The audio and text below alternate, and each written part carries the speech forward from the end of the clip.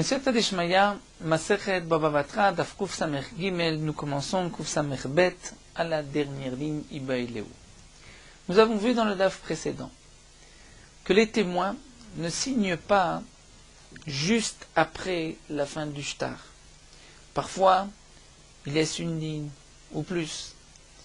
Les Rachamim ont donc tranché, institué, que si on laisse 2 lignes après la fin du shtar et qu'on fait signer les témoins, le shtar est pas soul. Lorsqu'il ne reste qu'une seule ligne, le shtar est caché. Pourquoi?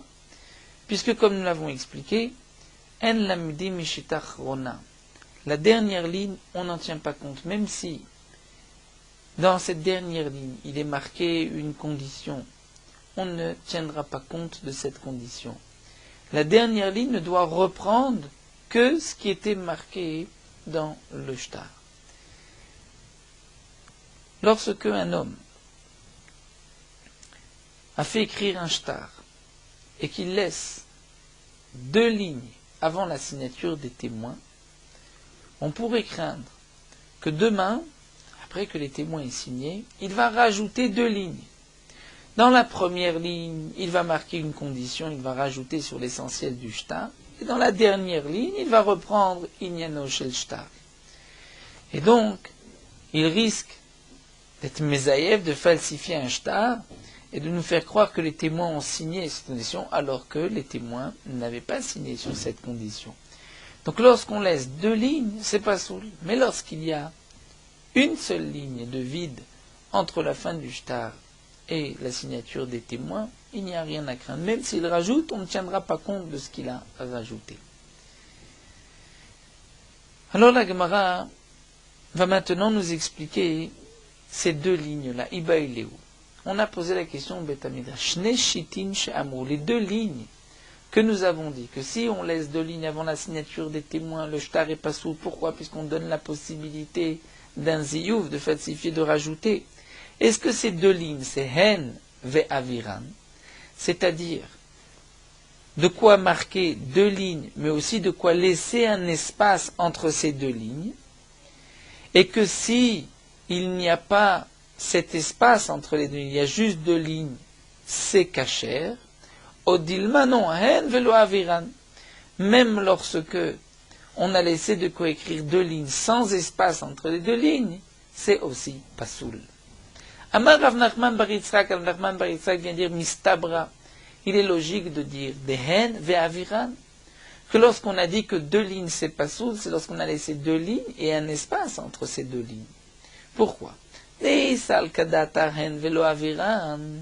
Parce que si tu dis que même lorsqu'on a laissé 2 lignes sans espace, c'est pas soul, alors on se pose la question, et on va suivre la girsa du Rashbam et du Bach, on ne dira pas Shitachat, mais Belo Avira le Maïchazé. S'il n'y a pas d'espace, les Maïchazé, c'est-à-dire qu'est-ce qu'il peut faire, qu'est-ce qu'on peut craindre? Nous explique le Rashbam, s'il n'y a pas d'espace entre les 2 lignes, il ne pourra pas écrire 2 lignes comme le reste du shtar. Il sera obligé d'écrire des petites lignes, puisqu'il doit quand même pouvoir placer 2 lignes et donc laisser un espace entre une ligne et une autre. Donc si cet homme-là écrit avec une grosse écriture, on verra, tiens, c'est assez étonnant, il n'y a pas d'espace entre les 2 lignes. On voit bien que c'est un rajout. Et s'il écrit des petites lettres, on verra aussi la différence. Il dit, tiens, c'est assez étonnant que tout le shtar est marqué avec des lettres de telle grosseur, et ensuite, les 2 dernières lignes sont des lignes plus petites. Donc nous dit Rav Nachman bar Yitzhak, si tu laisses de quoi écrire 2 lignes sans espace entre les 2 lignes, c'est sûr que c'est caché, parce qu'on ne peut pas rajouter, personne ne va rajouter, puisqu'on va s'apercevoir de la supercherie. Alors que lorsqu'il y a 2 lignes et un espace, là on craint qu'il pourrait rajouter. C'est ce que donc Rav Nachman bar Yitzhak dit mistabra, que lorsqu'on a dit 2 lignes, c'est 2 lignes avec l'espace entre les 2 lignes. Parce que si tu dis hen velo aviran, que même 2 lignes sans l'espace, c'est pas soul, les maïchazé, qu'est-ce qui qu'est-ce qu'il peut rajouter, puisqu'on va s'apercevoir qu'il a rajouté s'il écrit plus petit ou s'il écrit gros et qu'il ne laisse pas d'espace. Et là, Shema Mina, En Ve'aviran, Shema Mina. Donc les deux lignes, c'est En Ve'aviran lorsqu'on a laissé les deux lignes et un espace entre deux lignes, là c'est pas sous. La Gemara continue, Rabbi Shabtai Amar Mishme de Chizkia. Rabbi Shabtai dit au nom de Chizkia, Shne Shitim She'amru. Les deux lignes que nous avons dit, que lorsqu'on laisse deux lignes, c'est pas soul, c'est Biktav Yede Edim Veloktav Yede Sofer.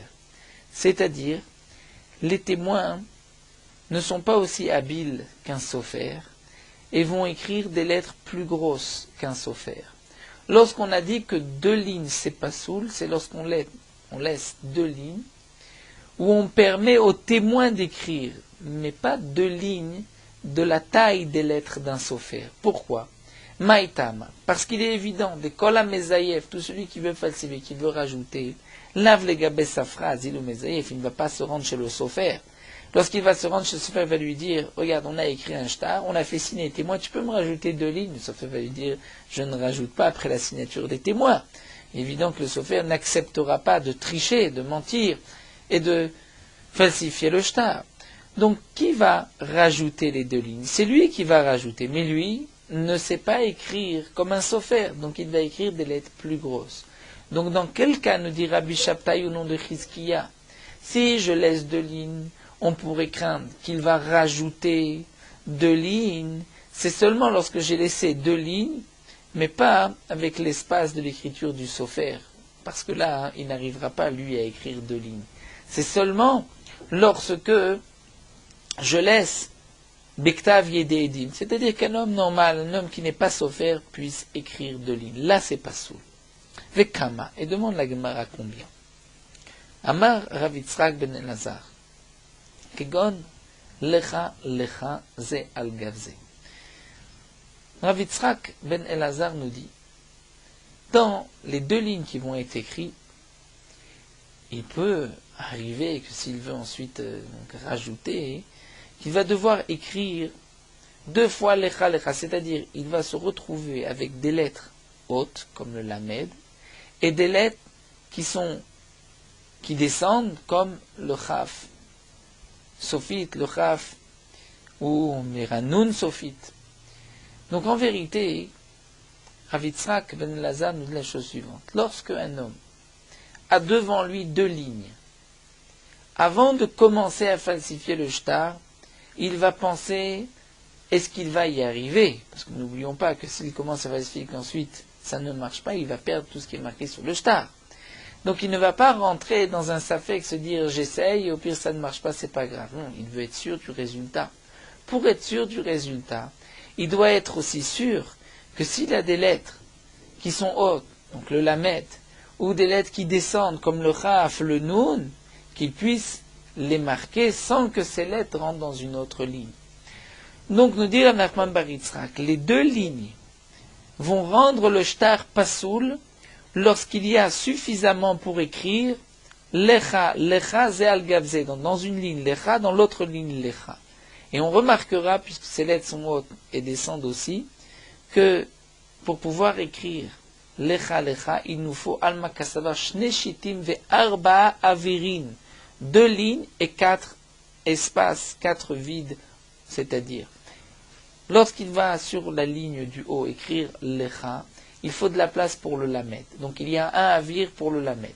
Il y a la place de la ligne, et ensuite il y a le chaf qui descend, mais il y a ensuite le lamed qui monte, qui peut peut-être se trouver avec le chaf, donc il va prendre ses précautions d'avoir suffisamment de place. Donc il doit avoir entre les deux lignes l'équivalent de deux espaces, au-dessus pour le lamed encore un espace, et en bas encore un quatrième espace, ce qui nous donne quatre espaces et deux lignes. C'est dans ce cas-là, nous dit Rav Yitzchak ben Elazar, que deux lignes sont sous l'autre, parce que il risque de falsifier le shtar. Mais s'il n'a pas de quoi écrire lecha, lecha de cette manière, c'est caché. Pourquoi? Parce que nous sommes sûrs qu'il ne va pas commencer à falsifier le shtar, de peur qu'il risque d'arriver avec des lettres qu'il n'avait pas prévues et qui vont se toucher et qui risquent donc de rendre le shtar pasoul. Ça, c'est ce que pense Rav Yitzchak ben Elazar. Rav Chia bar Ami dit au nom Mishme Deoula Amar Kegon Lamed Milemala Vechaf Milemata. Lui dit pas autant. Personne avant de falsifier va s'assurer qu'il puisse écrire, c'est vrai, le lamed en haut et le chaf en bas. C'est-à-dire, pour lui, pour Afriya, lorsqu'il y a un seul espace entre les deux lignes, c'est suffisant, un espace en haut, un espace en bas, donc c'est 2 lignes et 3 espaces, là c'est pas sous le risque de rajouter, de falsifier. Moins que cela, c'est caché. Rabbi Abaou Amar, Rabbi Abaou lui dit, Kegon Baruch ben Levi beshita achat. C'est-à-dire que, dit Rabbi Abaou, de quoi écrire Baruch ben Levi dans une chita. On voit que dans le Baruch, il y a un chaf qui descend avec un nun dans le ben et le lamed qui monte. Lorsqu'il y a de quoi écrire Baruch ben Levi dans une chita, dans une ligne, là c'est pasoul, c'est-à-dire qu'Asavar chita achad veshne averim. Il pense qu'une ligne est shne averim. Que signifie une ligne et shne averim? Nous avons dit auparavant 2 lignes. Le Tosfot nous explique que Rabbi Avaou pense que Shita Achat et Shne Averim, c'est-à-dire une ligne et 2 espaces, de quoi écrire Baruch ben Levi, c'est plus que 2 lignes sans le Avir, sans l'espace. C'est bien sûr que je dois laisser de quoi écrire 2 lignes, même Rabbi Avaou est d'accord. Seulement lorsque je laisse de quoi écrire Baruch ben Levi, c'est en vérité l'espace pour écrire 2 lignes sans Avir entre les 2 lignes. Donc dès que j'ai Baruch ben Levi, qui est de quoi écrire une ligne et 2 espaces, c'est en vérité comme si je laisse de quoi écrire 2 lignes avec un petit espace, et donc pour Rabbi Avaou, c'est pasoul.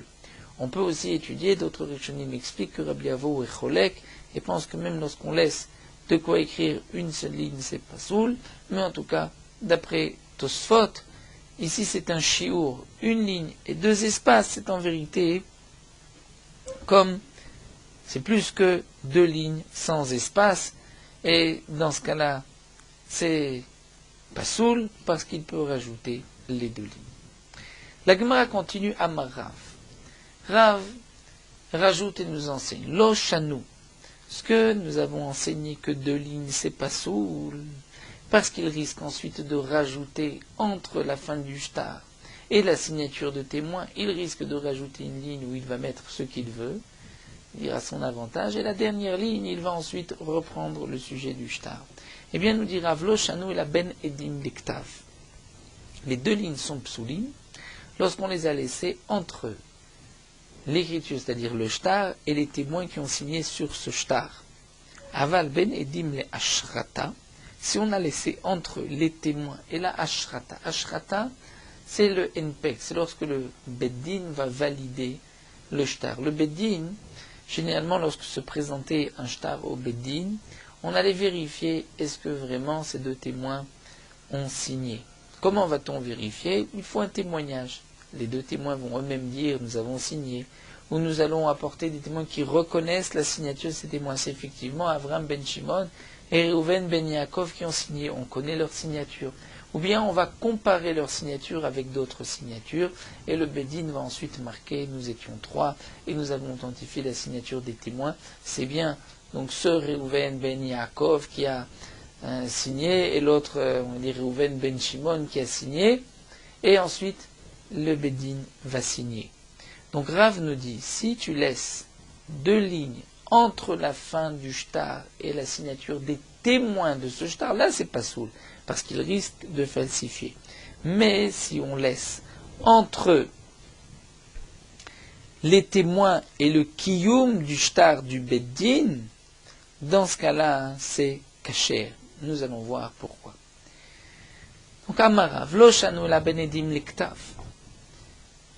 Ce qui est marqué que 2 shurot, 2 lignes, rend pas sous le shtar lorsqu'on a laissé entre les témoins et ce qui est écrit, Aval Benedim la Shrata. Si on a laissé entre les témoins et la Shrata, c'est-à-dire le kiyum, le mpek du Beddin, a fait le Tuvana me caché, même s'il y a beaucoup de lignes, c'est caché. Manchena demande à quelle différence Benedim Lektav? Pourquoi tu dis que lorsque tu as laissé 2 lignes entre le shtar écrit et les témoins, c'est pas soul? Tu nous as dit, Dilma Mezaïef et Katav Maïdeba, il peut falsifier, marquer ce qu'il veut dans une ligne, et ensuite rajouter Inyano Shelsha dans la dernière ligne, puisque comme nous l'avons vu de la dernière ligne, on n'apprend rien de nouveau, mais de l'avant-dernière ligne, on peut apprendre. Donc il va rajouter ce qu'il veut dans l'avant-dernière ligne. Et ensuite, Vechatime Saade, et j'ai la signature des témoins. Donc il va falsifier le shtar. Eh bien, demande Agma Benedim la Ashrata Name. Entre la signature des témoins et la Ashrata du Bedin aussi, Name Mezayef, Vekatav Maïdebae. Il peut aussi être Mezayef, écrire ce qu'il veut. Vechatime Saade. Et Khatime Saade, ou bien le rachage dit Umartim Saade, c'est-à-dire il va faire signer des témoins. Et ensuite, le NPEC du Bedin sera sur ces témoins-là. La Gemara nous dit des métailletlés. Dans quel cas c'est caché? Lorsque dans cet espace vide entre la signature des témoins et le NPEC du Bedin, il va être métaillé, c'est-à-dire il va faire des ratures ou des points avec de l'angle, et donc enlever la possibilité d'écrire quoi que ce soit. C'est sûr, dit donc la Gemara ici, que même d'après Rav, s'il y a deux lignes entre la fin du shtar, la signature des témoins, et le henpek, là c'est pas soul. Mais ici on parle dans le cas où il va rajouter, Metayet, il va rajouter des lignes, des barres, il va barrer ou des points qui empêchent toute possibilité de ziouf. Alors la Gemara demande, Yachi, si c'est ainsi, ici tu dis qu'il est Metayet, alors Benedim Neshtar n'a même Metayetle. Entre la signature des témoins et le shtar, on a dit que si on laisse deux lignes, c'est pas soul. Pourquoi c'est pas soul? Si on fait là la différence, on dit que les deux lignes ici, c'est pas soul, mais les deux lignes entre la signature des témoins et le NPEC, c'est caché, parce qu'on parle dans le cas où il fait des ratures, il fait des points. Alors, entre le ktav et la signature des témoins aussi, il peut faire des ratures, rayer et faire des traits, faire des traits et faire des points. Il peut aussi, entre la fin du shtar et la signature des témoins, faire des traits et des points. Et donc, il enlève la possibilité de rajouter quoi que ce soit. La Gemara répond, il y a une différence. Amré, dans un shtar, on risque de dire Saade atiyuta ou de khatime.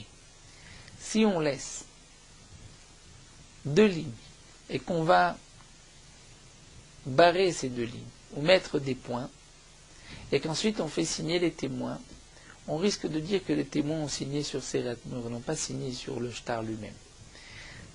Comment les témoins ont signé? Quel était l'intérêt de signer? C'est-à-dire que on pourrait dire il a apporté deux témoins et les témoins ont signé qu'effectivement devant lui, devant eux, devant les témoins, devant chaque témoin, devant lui, on a rayé. Ce n'est pas qu'il y a eu quelque chose de marqué qui a été ensuite effacé et rayé. Il signe, non, j'ai vu qu'il n'y avait rien de marqué et on a rayé, on a mis des points. Donc si je rends cachère le shtar, où il y a un espace de deux lignes entre la fin du shtar et le témoignage des témoins, c'est vrai que j'ai barré, j'ai mis des points. À ce moment-là, ça ne sera pas soul. Pourquoi? Parce qu'on va dire que les témoins n'ont pas signé sur le shtar, ils ont signé sur ces ratures. Alors la Gemara dit, si c'est ainsi, Benedim la Shrataname, on revient à la question, quelle est la différence entre les deux lignes, entre les témoins et la Shrat du Beddin, où il y a aussi des points, des ratures, où tu vas dire, Amre Bedinat, Yuta de Khatime, tu vas dire que le Beddin a signé sur cette Yuta, sur cette encre.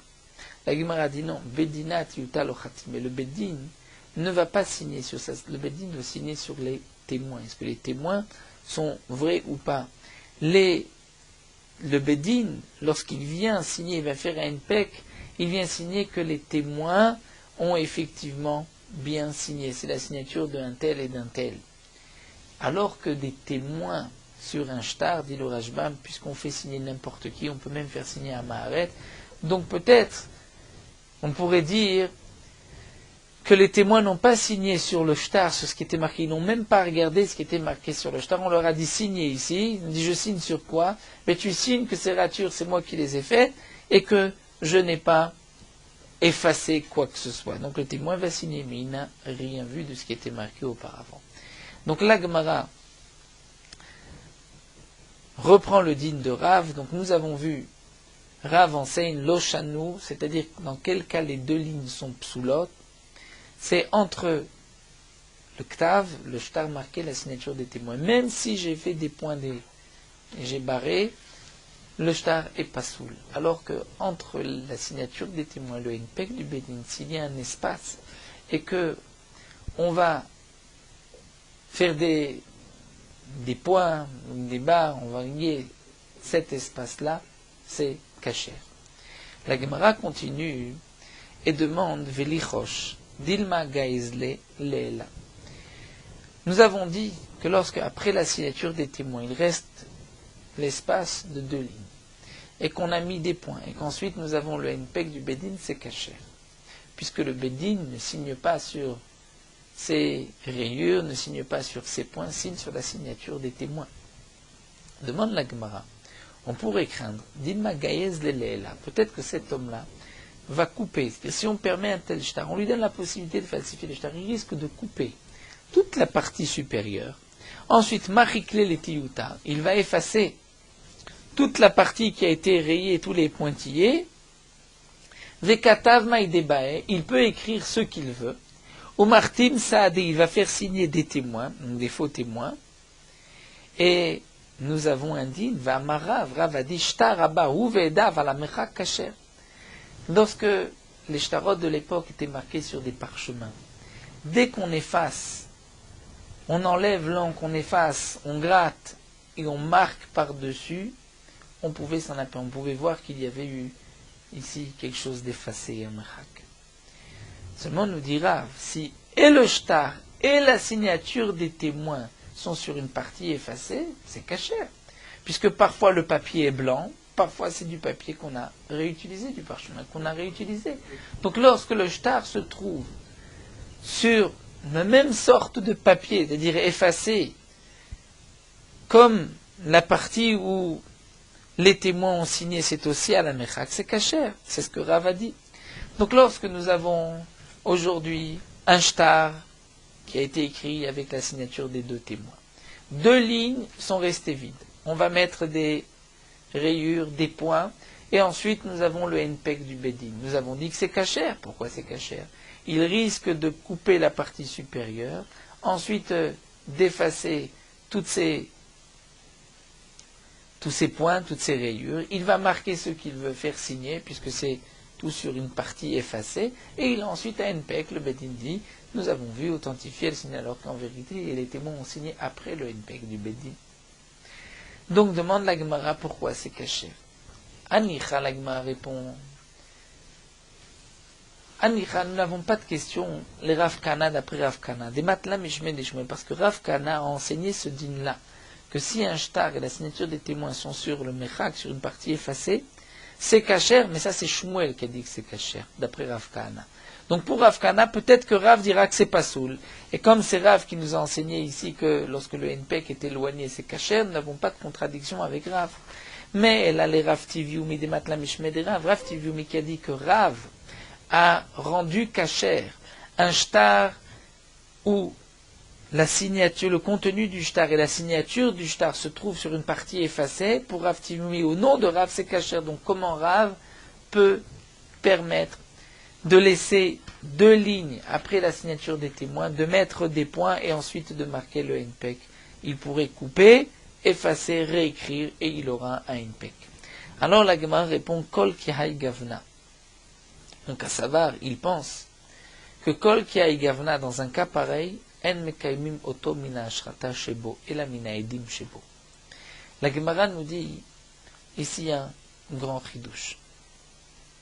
Rav pense que lorsque nous avons un shtar devant nous, où il y a un henpek, le bedin a authentifié le shtar, la signature des témoins, mais on voit que le shtar lui-même et les témoins de ce shtar sont sur une partie qui a été effacée, dans ce cas-là, on ne tient pas compte de ce que le bedin a marqué. On ne rendra le shtar kasher que si on reconnaît la signature des témoins. Donc, pourquoi ? Comme nous l'avons expliqué, parce que on craint qu'il a ici falsifié. Donc nous dit la Gemara, c'est pour cela que Rav a permis, lorsqu'on a écrit un shtar, on a fait signer témoin, on a éloigné deux lignes, et le Bedin a marqué à NPEC, on peut, dans ce cas-là, mettre des points, des rayures, et dans ce cas-là, puisque toute la partie supérieure est marquée sur un parchemin nouveau, on voit que rien n'a été effacé, là on tient compte de la ashrata du NPEC du Bedin, on dira le shtar est kasher, puisque le Bedin a authentifié la signature. Le Bedin n'a pas signé sur les points et les rayures. Mais lorsque nous avons un shtar qui se présente à nous, où il y a donc tout le shtar qui est effacé et les témoins qui ont signé sur une partie effacée, que nous avons un NPEC, là nous avons une sirène d'alarme, il sonne un farouche qui nous dit attention, peut-être que ceci a été rajouté par la suite.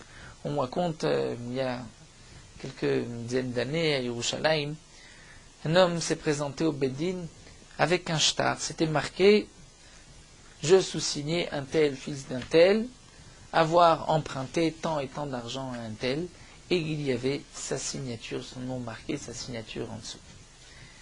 Donc, on va dire entre guillemets, le malvé, celui qui réclamait l'argent, qui dit je t'ai prêté, avait un shtar, où il y avait la signature de celui qui a emprunté. Et lui, celui qui, d'après le shtar, avait emprunté, disait je n'ai rien emprunté. C'est vrai que c'est ma signature, mais je n'ai pas emprunté. Et c'était le Rav Weiss, le Minchat Yitzhak, qui avait tout d'un coup découvert, il avait demandé au Lové, celui qui a emprunté, peut-être que tu as prêté un livre à cet homme-là. Il dit effectivement, j'avais prêté il y a quelque temps un livre. Est-ce que tu peux m'apporter le livre? Et ils ont découvert que ce morceau de papier correspondait exactement à la première page, où le Lové avait marqué son nom sur son livre. Et l'autre qui avait emprunté le livre avait coupé cette partie, ce morceau de papier, et il avait donc un nom, et une partie en haut, un shtar de quoi écrire ce qu'il voulait. Il a marqué, je signe ainsi avoir emprunté tant et tant. Et donc on a vu que le papier correspondait exactement. Donc il avait été mésaïef, mais il n'avait pas pensé à prendre toutes ces précautions. On a vu que ça correspondait exactement à la page, c'était le même papier qui manquait de ce livre-là. Et donc ainsi on a pu soulever que c'était un shtar mezouya. Donc on voit combien un homme peut penser couper et essayer de tricher pour avoir la signature des témoins sur ce que lui désire. La Gemara poursuit, et Rabbi Yochanan Amar, et Rabbi Yochanan lui a dit que l'oshanu, c'est-à-dire le din que nous avons vu, que si on a éloigné la signature des témoins 2 lignes du reste du shtar, l'oshanu que c'est pas soul et la benaïdim l'aktav, c'est seulement entre la signature des témoins, l'iktav et le shtar qui a été marqué. Aval benedim la shrata, mais entre les témoins et le npek, dire la signature cachée du beddin, où le beddin va marquer nous avons authentifié les témoins et le beddin signe, s'il y a un espace entre les témoins et la shrata, a feloshita achat mais pas soul, même d'une seule ligne, c'est pas soul. C'est là le chidouche de Rabbi Yochanan, où entre les témoins et la shrata, même une seule ligne, c'est pas soul. La Gemara avait dit auparavant au nom de Rav que entre les dim et la shrata, même s'il y a plus que 2 lignes, c'est kasher, à condition qu'on ait mis des points, des rayures entre les témoins et la shrata. Rabbi Yochanan lui dit que même une seule ligne, c'est pas soul. La Gemara demande Maïshena benedim la shrata. Pourquoi entre les témoins et la shrata, s'il y a même une seule ligne, c'est pas soul. La Gemara explique Dilma Gaez Leilai, parce qu'on craint que si on a laissé écrire le shtar, fait signer les témoins et qu'ensuite le beddin c'était à laisser une ligne vide et ensuite marquer son npek, on craint que peut-être celui qui détient le shtar, Dilma Gaez Leilai, il a peut-être coupé toute la partie supérieure, là où était marqué le shtar et les témoins. Et ensuite, Vekatavhu, Ve'edav Veshita Achat. Et il va peut-être réécrire un shtar, comme bon lui semble, avec une seule ligne. Et dans cette ligne, il va marquer le shtar, un tel doigt un tel, donc bien sûr à son avantage, et il va faire signer des témoins, c'est-à-dire il va marquer 2 signatures des témoins. Et ensuite, nous avons le npek du Bedin qui dit, nous avons authentifié les témoins. Il risque donc d'être mésaïf de falsifier le shtar. Et sur la même ligne, écrire le contenu du shtar et les témoins, avec Assavar, il pense Rabbi Yochanan, shtar abahu ve'edav v'shita achat kasher, que si le shtar est marqué sur une ligne et que les témoins ont signé sur la même ligne, le shtar est kasher. Donc c'est pour cela que Rabbi Yochanan va rendre pasoul lorsqu'il reste une seule ligne entre le henpek du Bedin et la signature des témoins. Et en vérité, le Rashbam nous dit que même si sur cette ligne, on a mis des points, on craint qu'il risque de falsifier, donc comme nous l'avons vu dans la Gemara, puisque d'après Rabbi Yochanan, lorsque j'ai une seule ligne où est marqué le contenu du shtar et la signature des témoins, c'est kasher. Donc il risque de couper toute la partie supérieure, d'écrire un shtar et des faux témoins sur cette ligne-là, et nous allons donc, grâce à la ashrata, rendre kasher ce shtar. Pour quelle raison, dit le Rashbam, lorsque le shtar est marqué sur une même ligne, nous avons une ligne, un tel apprêté à un tel, et la signature des témoins. Pourquoi c'est kasher, dit le Rashbam? Parce que les Chachamim n'ont pas fait de différence entre un grand shtar, donc de plusieurs lignes, et un petit shtar d'une seule ligne. Dans tous les cas, c'est kasher. La seule différence est que si le shtar est sur une ligne et les témoins sur une autre ligne, là c'est pas soul, puisque comme nous l'avons expliqué, nous n'apprenons rien de la dernière ligne. Donc si tu dis qu'un tel shtar est kasher, on risque, puisque nous avons vu que si on laisse une seule ligne entre le contenu du shtar et la signature des témoins, nous avons vu que c'est kasher, puisqu'en général les témoins ne peuvent pas signer juste en dessous, ne sont pas précis, donc ils laissent toujours un petit espace, peut-être même une ligne. Et donc nous avons vu qu'il risque de couper et de marquer sur la dernière ligne, la ligne qui était vide, de marquer ce qu'il veut, ensuite il a la signature des témoins. Et ceci est donc pas soul. Les Chachamim m'ont dit, pour ne pas qu'on arrive à une telle chose, lorsqu'il n'y a qu'une seule ligne, on n'apprend rien de cette ligne-là, puisqu'on craint qu'il a falsifié. Mais c'est lorsqu'il y a une ligne et la signature en dessous. Mais lorsque c'est sur la même ligne, le shtar et la signature des témoins, là c'est kasher. Donc c'est pour cela que entre les témoins et la ashrata, s'il reste une ligne, on est possel, puisqu'il a peut-être rajouté par la suite. Yahrim, alors demande Agma, c'est ainsi Benedim l'Ektav, entre les témoins et l'Iktav et la partie écrite du shtar, mais tu devrais dire que s'il reste une ligne, c'est pas soul. Nous avons dit que deux lignes, c'est pas soul, mais une ligne, c'est kasher. Pourquoi? Peut-être, dit Magaïs le il va peut-être couper toute la partie supérieure. Vekatav maïdebae. Et il va ensuite écrire ce qu'il veut. Vechatime saadi, il va avoir la signature des témoins en dessous. Mais là, c'est pas sur la même ligne. La Gemara dit qu'Assavar, il pense que non. Shtarabahu, b'shtarachat, vedavishtachiret, pas soul, comme nous l'avons expliqué. Si le shtar est sur une ligne et les témoins en dessous, c'est pas soul. Donc lorsqu'il reste une ligne entre le ktav, entre le shtar et entre la signature des témoins, il ne peut pas couper et marquer ce qu'il veut sur la dernière ligne. La Gemara continue, Velichosh dilma katavu ve'eda veshita achat. Peut-être qu'il risque de faire la chose suivante, c'est-à-dire si on permet un shtar où le ktav est marqué, ensuite, donc le contenu du shtar, ensuite on a sauté une ligne et les témoins ont signé. Nous avons dit que c'est kasher s'il n'y a qu'une seule ligne. Pourquoi, demande la Gemara? Pourquoi dans ce cas-là c'est kasher? De la même manière qu'une ligne c'est pas soul entre la signature des témoins et le henpek du Beddin, on devrait dire que dans ce cas-là aussi une ligne c'est pas soul. Pourquoi? Il risque de couper tout le shtar. Donc il lui reste une ligne et en dessous il a des témoins. S'il marque son shtar sur la ligne et en dessous sont les témoins, nous avons dit que c'est pas soul. Mais il risque de faire mieux. Sur la même ligne, il va marquer ce qu'il veut et rajouter deux témoins. Lorsqu'ensuite, on va voir qu'il y a encore d'autres témoins en dessous, il va dire, j'ai voulu multiplier les témoins. Mais en vérité, mon shtar, c'est cette ligne et les témoins à côté. Donc, on craint Velichosh, demande Agma, peut-être qu'on devrait craindre Dilma Katavu et Davishtaachat, il a écrit, lui, c'est-à-dire le shtar, et il va faire signer des témoins sur une même ligne. Ensuite, il va dire, Anale Rabot Beidimonev, j'ai simplement voulu, c'est-à-dire les témoins en dessous, rajouter, multiplier les témoins.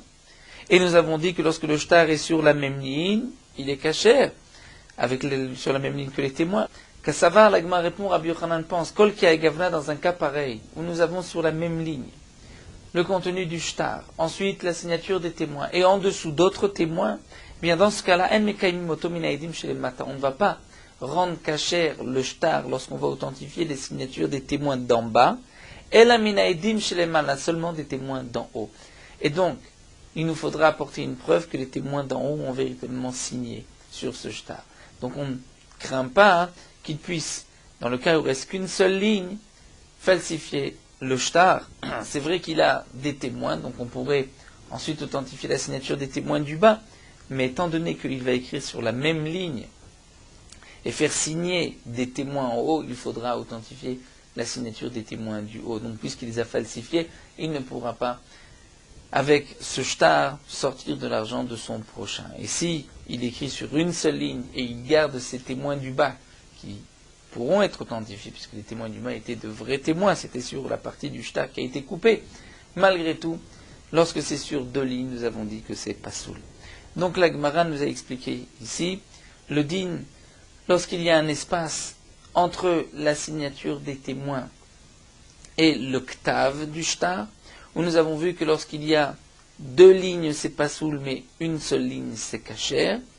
Lorsque on a laissé un espace entre la signature des témoins et la ashrata du beddin, là nous avons une marloquette entre Rav et Rabbi Yochanan. Pour Rav, même si on a laissé plusieurs lignes, c'est kasher. Pour Rabbi Yochanan, même s'il n'y a qu'une seule ligne, c'est pasoul. Nous nous arrêtons ici à Goufa. Nous terminons sur Merot Halacha, Daf Kuf Samech Gimel. Concernant la lecture de la Haftara, il faudra faire attention que deux personnes ne lisent pas la Haftara en même temps à voix haute. Parce que nous avons une règle dans la Gemara, deux colottes, deux voix, on ne peut pas les entendre. C'est-à-dire, lorsque deux personnes lisent à voix haute, on ne peut pas les entendre. Mais si le Shaliach Tzibour lit à voix haute et un autre lit à voix basse, là c'est permis, puisque lorsque un lit à voix basse, même si on l'entend un tout petit peu, il ne nous dérange pas, étant donné qu'il y a un Shaliach Tzibour qui lit à voix haute. C'est lorsque les deux personnes lisent à voix haute. Malgré tout, il y a on trouve certaines communautés où pour la Haftara, c'est tout le monde qui lit en même temps. Les poskim ont marqué qu'il est bon l'echatrila, que tous ceux qui sont présents, tous les fidèles, lisent la Haftara à voix basse, en même temps que Shaliach Tzibour qui, lui, lira à voix haute. Et on devra faire attention de lire mot à mot avec le Shaliach Tzibour, mais d'écouter la kriya du Shaliach Tzibour. Certains poskim ont marqué que lorsque le Shaliach Tzibour lit d'un chumash qui a été mutfas, c'est-à-dire qui a été imprimé, comme le chumashim que nous avons, là le reste de la communauté doit lire à voix basse. Mais lorsque le Shaliach Tzibour lit d'un klaf, c'est-à-dire d'un parchemin, comme c'est le minhag dans certaines communautés, là le Shaliach Tzibour lira tout seul et le Tzibour va se taire et écouter la kriya. Et nous verrons par la suite que certains ont l'habitude que toute la communauté lit en même temps la Haftara. Ça nous laissons Bezrat Hashem pour le Daf Kuf Samech Talet.